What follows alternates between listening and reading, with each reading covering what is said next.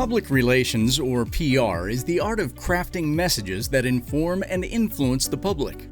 It differs from advertising in that it is earned rather than paid and includes press releases, articles, interviews, and more.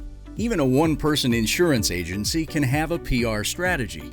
You don't have to hire a public relations agency to practice sound communications principles to get you and your agency some free but valuable coverage.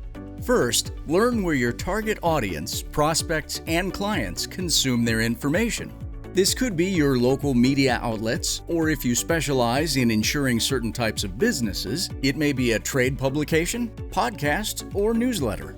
This is where you want to focus your efforts.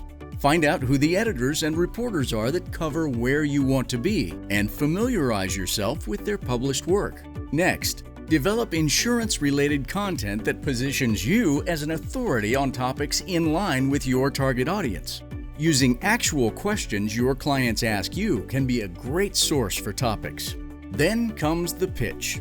Pitching is the art of selling yourself, your article, or press release as newsworthy and unique content that will benefit the audience. This can make or break your public relations success, so don't undercut it. One more thing. There are many resources online and in print to develop tools to do your own PR. Taking time to learn about the benefits and process can really pay off.